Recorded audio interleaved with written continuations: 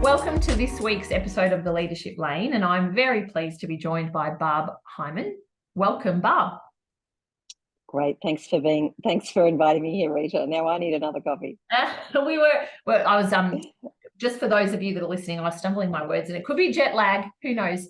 But I got it right in the end.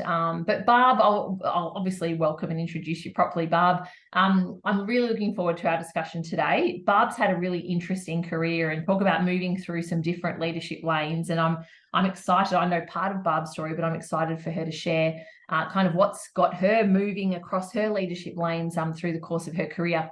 But for those of you that don't know, Barb is the CEO and founder of Sapia.ai. And Barb founded the business because, as I understand it, you wanted to humanize a process which could become, and is quite torturous in some organizations, Barb, and that is getting a job and deciding who to hire, and really using AI and artificial intelligence, obviously, to help us do that.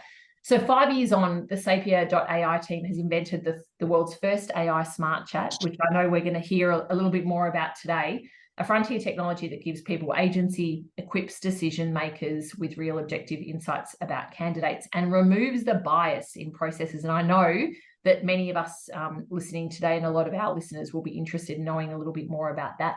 I know, Barb, that you've looking at some global clients now. You're already working with some global clients. So here in Australia and globally, organisations like Woolworths and Qantas Air Canada, Holland and Barrett Energy Australia. So you're working with some pretty big organisations, and I'm sure you're seeing lots of different things in that space too. So with that, welcome, Barb. Thank you. Thanks for having me here. Yeah, it's a pleasure. It's a pleasure. So as we were just before we came on, we were having a chat about leadership lanes. And so for those of you that haven't tuned in for a while, it's probably worthwhile giving you a little recap. So I'm always interested in speaking to really inspirational leaders, but around what's got them to move across their leadership lanes. What are the capabilities that they have had to build and that they've learnt and leveraged from others, but also from within themselves around building that leadership capability. And so that's the reference there to leadership lanes. But Barb, I might start with, leaders who inspire you. So as you've developed your leadership career and journey, and now moving on to that, role of CEO, what have you found what kinds of leaders have really inspired you, and what have you learnt from them?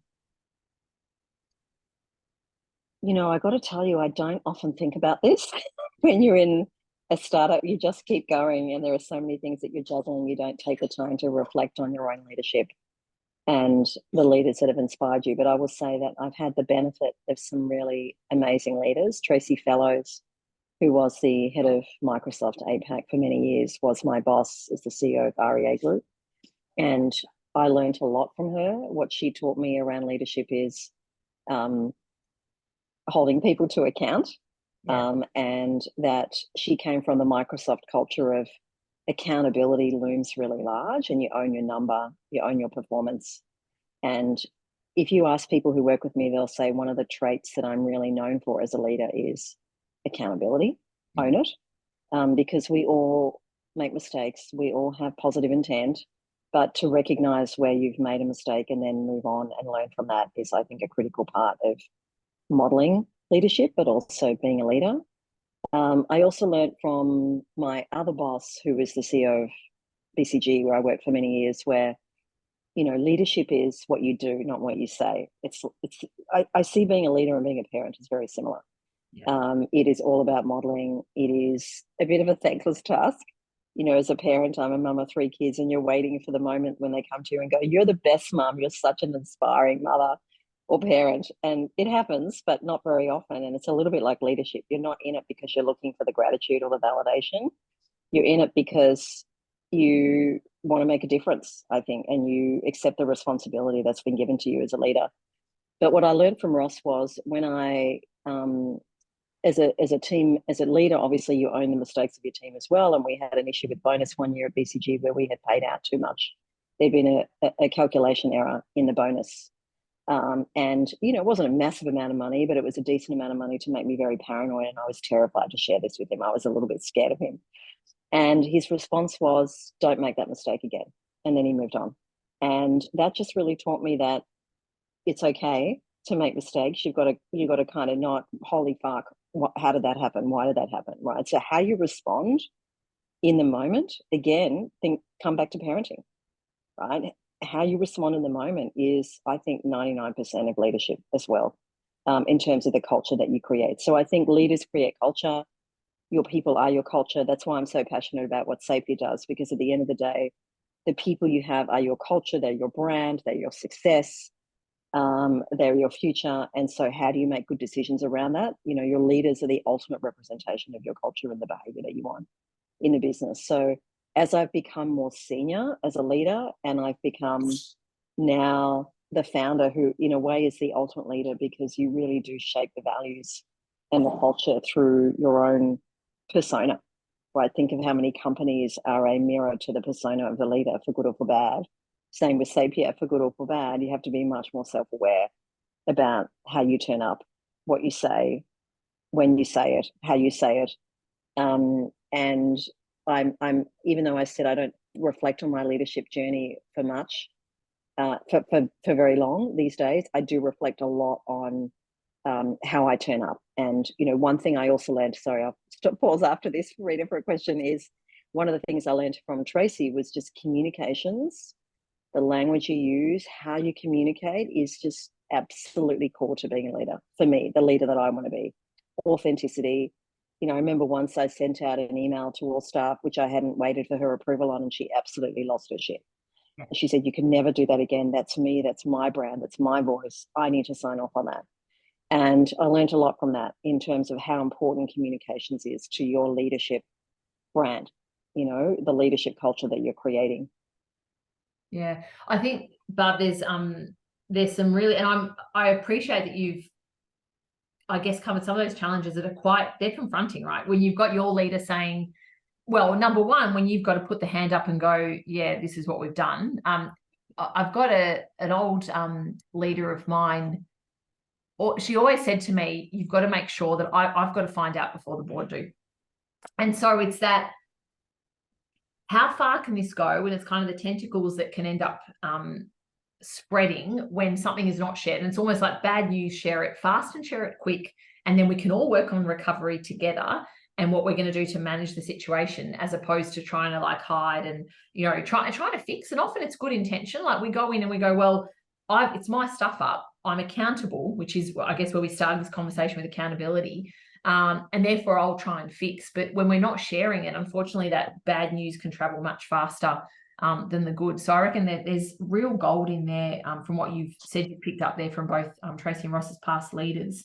I love what you know, that anecdote. And I think a lot of people that I speak to and a lot of leaders, you know, if we've got that privilege of being responsible in other aspects of our life, whether it's through parenting or through, you know, community sports or community leadership, it's that visibility of, I mean, you talked about communication, and I reckon you're spot on there. It's not only about what we're saying, but we're communicating full body, right? So it's, if things are coming out of our mouth, but it's not congruent with what people see, I reckon people tune into that really quickly, and it really breaks down trust and makes us, well, I guess it impacts credibility. What are your views on that? Oh, look, I think you have a pretty quick loss of trust in you as an individual when there is not congruence between what you say and what you do. And I think what you do is far more powerful than what you say. And there are many different ways in which you're doing that you're probably not self-aware of, that you should be more of as a leader, like your tone of voice, and you know, even how you turn up physically, what you turn up to, like turning up on time. I'm sort of really religious about being punctual. And so for me, if I'm not punctual to a meeting, that's really disrespectful to the people who've taken their time to be in the meeting, whether it's a junior person or not. I'm really religious about having conversations up and down. So we're a pretty flat culture. We all live on Slack. That's really our office. And the thing I love about Slack is it feels like a democracy, because anyone can connect with me. I can see what's going on in many different channels. The accessibility of leaders is really high, and I love that, versus much more the organizations that I first started my career in, law firms, investment banks, which are much more hierarchical, and you never get that opportunity to really engage with directly or hear from leaders, right? You saw them in very structured ways, in very curated formats. And I think that world is gone. I think there are some other principles for me around leadership that I really try to live, not necessarily successfully, but the idea of this learner leader rather than the knowing leader. There's a fantastic TED talk by Steve Vamos, who is also an inspiring leader for me, who was Tracy's boss at Microsoft. More recently, he's just resigned as the CEO of Xero for many years. So he was at Microsoft, then he was at Xero. I can't remember what he did in between. And he did a TED talk on the learning leader, not the knowing leader. And this idea of leadership is transitioning from your job as a leader is to know it all and get it right and don't make mistakes. And, there's a shadow value that comes from that, which is to, don't fuck up, basically. And I think that's a very Microsoft under Steve Ballmer culture that he learned from there, that he, sort of challenged and realized was not the right culture for leadership. Obviously, Satya Nadella has a very different style of leadership. I'll give you an example. Something I heard from someone who was a coach at Microsoft for many years through the two different eras was that in the olden days under Steve Ballmer, you couldn't bring an iPhone into the building. If you were someone who was external or internal, you had to leave it at the desk and you were not allowed to bring it in the room. Satya, that was one of the first things he did. He just banned that ridiculousness, right? You have to be open to what others are doing and your competitors and to be curious rather than to take this sort of binary approach around we're not interested in what other people think. So I think as a leader, what you also model is curiosity, openness to learn, feedback. And, it's not just about getting it right. It's okay for me to say to my board, you know what, I don't know the answer to that. It's okay to say to a prospect or a customer, I don't know the answer to that. And that's a transition, I think, for many old school leaders whose job it is to get it right, to be vulnerable is strength as a leader. And Brene Brown's created a whole industry off the back of that. But I think that is very much a generational fed transition for leaders, but also a really valuable one for all of us to make as leaders.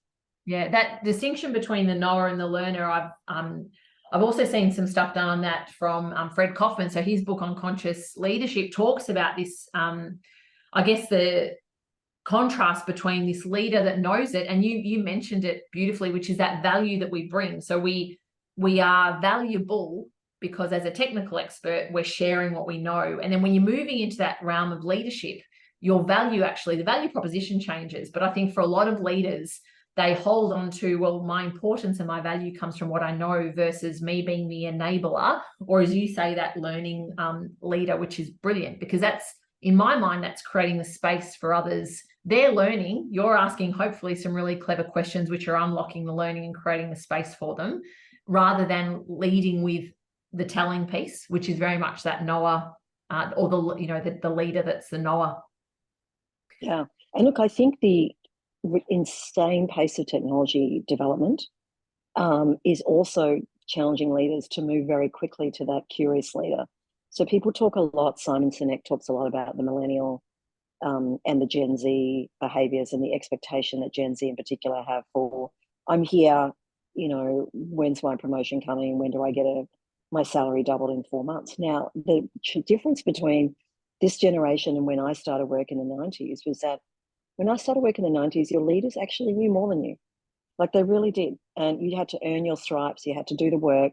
Now you've got young people starting who, from a technology perspective, know way more than us. And so the power balance has really shifted. There's not as much asymmetry of knowledge and therefore power. And so you have to be vulnerable. You have to go, you know what? I have no idea what an LLM is. I don't know what fine tuning is. I don't know how to use ChatGPT, right? Those are now tools of trade that are quickly becoming the tools of trade for everyone in every job, in every organization. And so the knowledge that you've built over 20, 30 years kind of becomes quite redundant when technology is replacing some of that knowledge. And so I think that need to, as a leader, be incredibly curious about what your new starters think and what they know and how you can learn from them. I love the idea of reverse mentoring, for instance, is like essential now, right? Like as if you're a CEO of a big company, you really know nothing. right, compared to what your new entrants know. And so you have to just accept that and go, wow, how can I get them to be contributors far earlier than what they might have been in the olden days, when they need to wait 2 years to get their next promotion and another 4 years to get their next promotion. Those days are gone.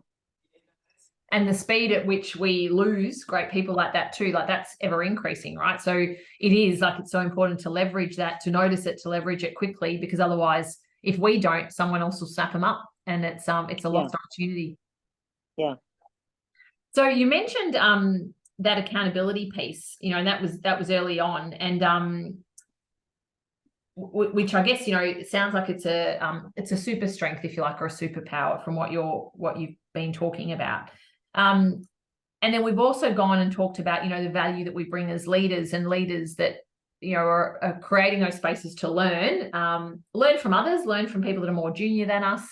Barb, along your travels, and as you've kind of developed in your leadership lanes, how have you continued to evolve the strengths and the value that you do bring? Like, given that everything is changing so quickly, and particularly in your industry, you know, based in tech, but how have you continued to kind of stay on top of the value that you bring and those strengths that you bring, so you know that you're consistently adding value to the teams that you lead? Look, I think I've learnt way more from my mistakes than anything that I've done well, for sure. And you know, I think about the different settings I've been in, and how leadership is not universal. It depends on the context, right? Like, you're a wartime leader or a peacetime leader. I'm definitely a wartime leader, 100%. And so I need to be in environments that see themselves as wartime. Being in a startup is wartime, so that works for me. When I was at REA, it's a peacetime culture. And I was a bit of a round peg in a square hole. And, you know, I was hired into my role as CHRO because I wasn't an HR person, because I was a business person. I knew strategy, and Tracy wanted someone who could really disrupt the culture. And so I was the person there to really almost model transformation and change. And it was really hard. And I always felt at that point, having come from BCG, where what you know is the thing that's valued, and your ability to drive change fast and successfully, it was not that kind of culture. It was a culture of people first. It was a culture of psychological safety, which I still don't. I know I cannot work in an environment where that's a value. Notwithstanding that there's now legislation that says that, that is not the reality of a startup. You don't join because you want safety. You join because you want to disrupt yourself every day, and you're fearless and somewhat mad. And at REA, I remember someone said to me, it was a Stephen Covey quote at one point, which is, I don't care what you know until I know that you care. And that was a massively confronting message for me to hear, because I felt that my value was about, I'm really good at figuring out the strategy. I'm really good at making that work. I'm more interested in that than I am in you. And people really felt that. Yeah. And they felt that they could never meet my expectations, right? And so the two things I learned was, you have to recognize the culture that you're in and what culture you're best suited to. And for me, it's not peacetime, it's wartime. And, you know, the second is that you kind of need to, I guess, adapt that, or, you know, really be open, I guess, to what you know doesn't always work in that context. And I didn't kind of ask people about themselves first before I said, hey, I've got the answer here, let's implement it. People weren't excited by that. So again, you know, I come back to parenting, and I think each of my kids are really different. I have to parent them differently. It's the same in the workplace. You know, I think if you're a parent, you're in effect a better leader already, because you've had to navigate that pathway of how to engage, how to listen, what to say, how to respond very differently to your different children. As a, you know, whether you're a mum or a dad. And so that was something that I learned there. The other thing I learned at REA from my own failing as a leader, and I think also from just seeing the reality of what had happened in that organization, was you had a very strong leader in Greg, who was there way before Tracy, who had very strong strategic capabilities, and his strength of leadership and capability meant that other people didn't develop it. They all deferred to him. It was like the cult of Greg. And I can feel a little bit of that here, in that if I've got such convictions about what I think the right strategic direction is, it's not sustainable, it's not scalable for me to be determining the pathway for everything that we do. And I need other people to have that strategic muscle. And so if you lead too strongly, and you don't force leadership and accountability down, because leadership is really about making choices, making strategic decisions, you create a massive capability gap in your business. And it took quite a while for REA to get to the point where strategic capability was a muscle that was at the SLT, and at the ELT, not just at the CEO level. And that's something I'm trying to figure out here as well. And, I live in a world where I'm not on the tools, right? I don't really know what NLP is capable of. And I have to trust and defer to them to rise up with what they think the next product strategic direction should be, right? I can't be all knowing in that because I don't know what the technology is capable of. And so finding forums where you can get others to voice and share, whether it's the PhD who's on the tools, whether it's the chief data scientist, whether it's even people who are in customer success, like that becomes even more critical when you're in a fast-moving environment. You do not have the answers. You do not know the answers. Your job is to pull that together and distill it into a story that you can sell to investors. That's my main job, raising money. Sell to the team. That's my second main job, is bringing the team along for the journey and inspiring them. But the ability to not overlead, perhaps, is a really big one in this environment. And I think, strong leaders can overlead. I mean, look at politics and what Trump has created. Yeah. He's created a leadership vacuum because he's kind of overled in a way with his personality and his cult of personality. Not that I'm saying I've seen organizations do that, but it's certainly the case in Twitter or space, isn't it? That Elon is such a dominant figure. What happens if he gets run over by a bus tomorrow? Like, what will happen to their business? And I think that's not a good model for leadership in any context. It's certainly not. Well, it goes against the grain around that shared and distributed leadership where, yes, you've got the leader who's ultimately accountable for success and failings and all those kinds of things. But I really love the distinction there with that lead too strongly or over leading, as you've pointed out there, because sometimes it then does become a little bit cult-like, or almost like that's the Messiah that we're all following, because they're so strong in their conviction around it. And I think sometimes people can end up believing their own bullshit, to use another term, for want of a better term, but that is, they become so strongly committed and convicted to it that then there's potentially more, the perception is there's more to be lost if we don't continue down that path, even though sometimes it's not the right path for organizations to continue to go down. It does take that vulnerability that you talked about before around, pulling back, and whether it's perceived as a failure or a mistake or not, but kind of knowing when to course correct and leading lightly versus this, leading I mean, the challenge, Rita, is it's not the model that's getting funded in the VC world. So think about Adam Newman from WeWork.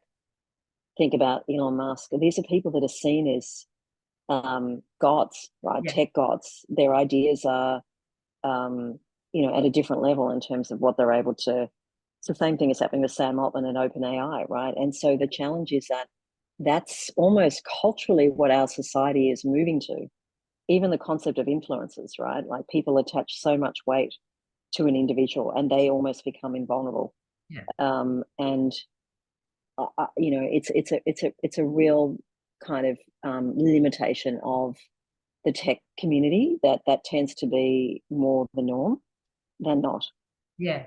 Yeah, and it's this cult following that they end up getting, because they are brilliant in their own right. But is there any room for anybody else to come in and share the thinking and maybe disrupt? I often refer to it as the captain's call. And if that captain's call is made too early, or if it's captain's call at all cost without consideration for anything else, then what are you potentially missing or leaving on the table? Because it is all about yeah, I completely agree. I mean, we think about it in the context of our businesses. How do you discover undiscovered talent?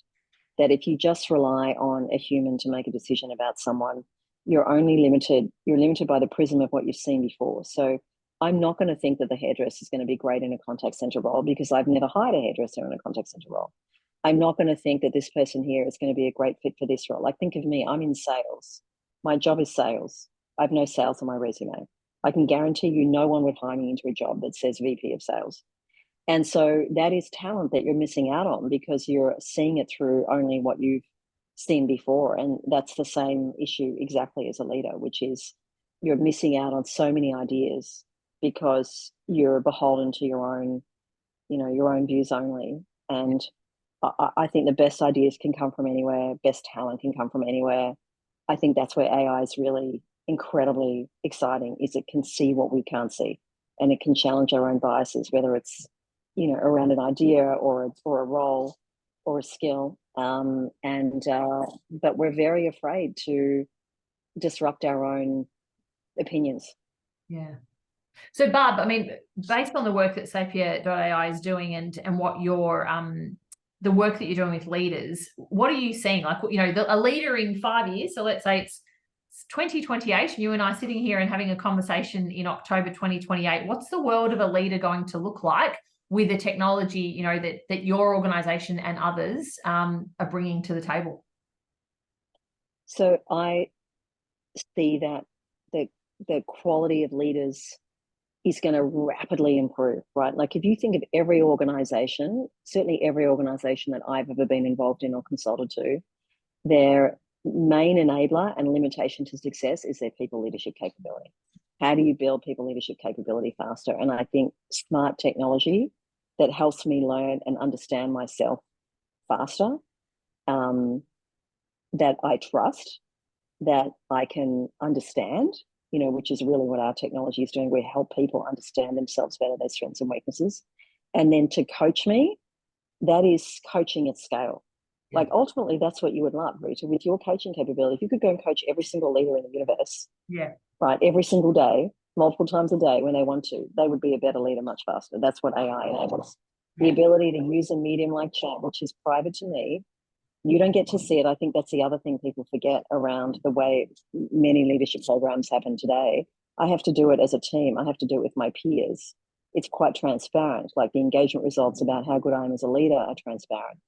That's challenging for many people, right? If I could lean in my own privacy, learn in my own private space, and it's my smart chat was helping me understand myself, coach me on how to have this conversation with Rita because Rita's this persona, or with Barb because she's this persona, or tells me that actually the 3 things that people really want you to do differently in ABC, you're going to get way more accurate feedback from people when it's done through AI chat, right? Versus how many people are either articulate enough, experienced enough, or confident enough to give you feedback one-to-one. Very few, very few. Leaders live in a feedback vacuum. So the ability to use chat as almost like an intermediary that navigates all of that and does 360s, always on, always there, triggered by me, private to me, absolutely monumental for leadership capability. So I think we're in a very exciting time. And I think if you can build better leaders faster, more self-aware leaders, that's going to be a good thing for the whole world. For parenting, like it's going to flow through to all aspects of our life, because ultimately who we are at work is who we are in life. And our ability to build good relationships applies, 360, right? Friends, children, family, work. So to me, the ability to become smarter and more self-aware and more able to have conversations that are really meaningful is a universal goal that we all share. Yeah, it's got to, I mean, as you say that, it transcends the business world. It's really about humanity and about being better humans on the planet, right? So if we can be accessing that learning when at a time that fits us in a kind of a just in time. So we're going through an experience, we want to reflect on that experience, get some real-time feedback, get that coaching at scale, as you mentioned. I wholeheartedly agree that that's got to make us better humans and just improve. And also better mental health. Like it was Miriam Callahan, it's the CHRO of Redbubble, that revealed this to me about our own product. She said, when you look at the impact it has on people's self-awareness and their motivation and their self-confidence, she said, it's like where development meets mental health. Yeah. Like if you know yourself better and you're having better conversations, that's going to make you feel better.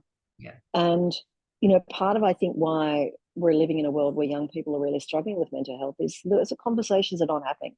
We're just conversing less as humans. It's through text. Text is a very inferior mechanism to really engage in a fulfilling way. Like there are limitations to that.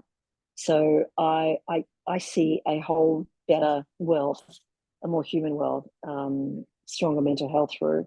I know it sounds crazy, but honestly, it's here already, and it's just going to become more mainstream. Yeah, I agree, Barb. I think it's about us, rather than being fearful of it, which I know a lot of leaders and organizations are, because we can't even imagine it.